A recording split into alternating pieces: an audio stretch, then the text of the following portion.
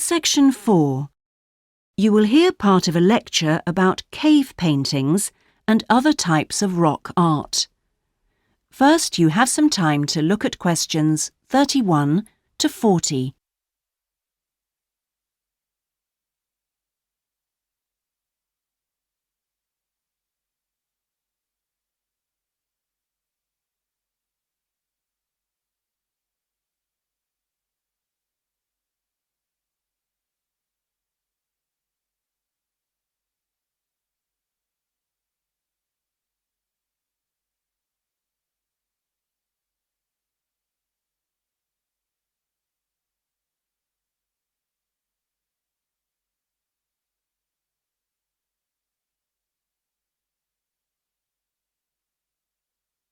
Now listen carefully and answer questions 31 to 40. Good afternoon, everyone. This is the first seminar in preparation for our archaeological fieldwork in Namibia. We are fantastically lucky to have received partial research funding for this trip from our institute, so I shall expect 200% attention and participation from you all. First, in this seminar, I'm going to give a brief introduction to contemporary research on rock art, and in the second part, I'm going to give you some do's and don'ts for our fieldwork trip in April, so please listen very carefully. I'm first going to focus on the interpretation of rock art in Namibia.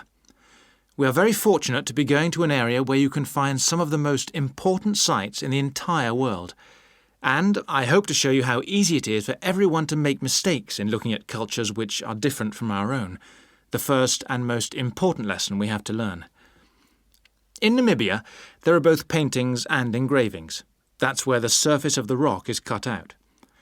Many of the engravings show footprints of animals, and most scholars used to think that the purpose of these was simple and obvious. This rock art was like a school book with pictures to teach children about tracks, which track belonged to which animal, giraffe, lion, and so on. But there were some mysteries.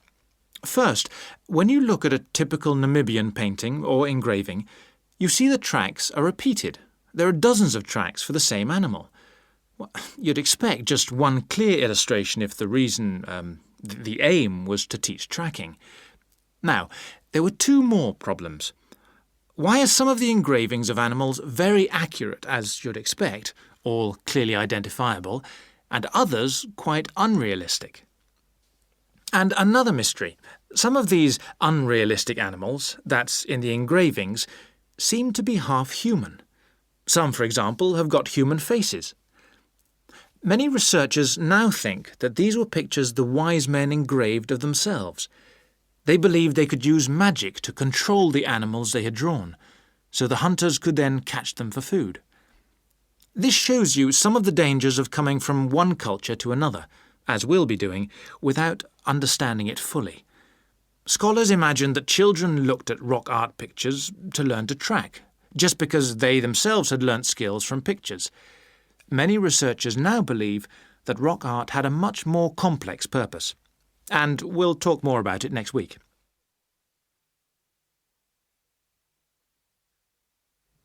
Now, before I invite you to join in a discussion in this second part of the seminar, I'd like to make some very important points about our fieldwork, and in fact any field trip to look at rock art. We're going to a number of sites, and we won't always be together. The single largest problem faced by people who manage the sites is, yes, I'm sure you've guessed, damage caused by visitors, even though it's usually unintentional. Whenever you do go to a site, don't forget you can learn many things from observing at a distance, instead of walking all over it. This can really help to reduce visitor pressure. People often say, well, there's only two of us, and just this one time. But maybe thousands of people are saying the same thing. And then some basic rules to guide you.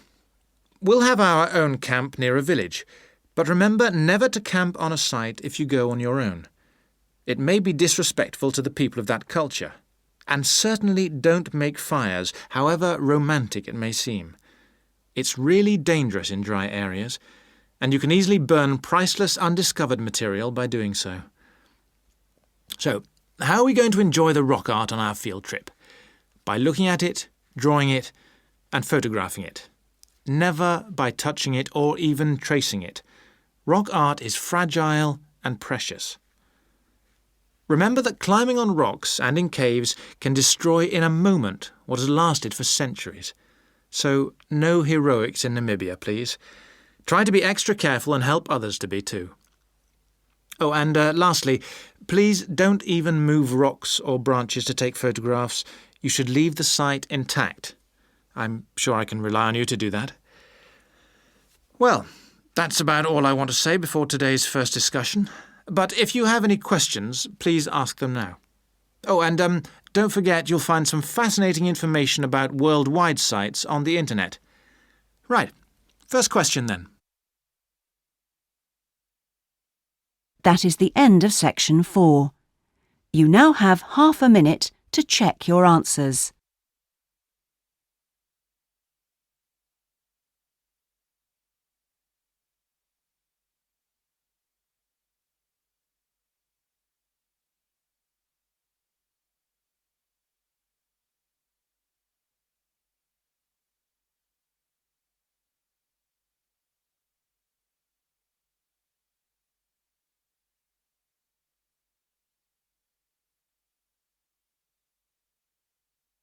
That is the end of the listening test. In the IELTS test, you would now have 10 minutes to transfer your answers to the listening answer sheet.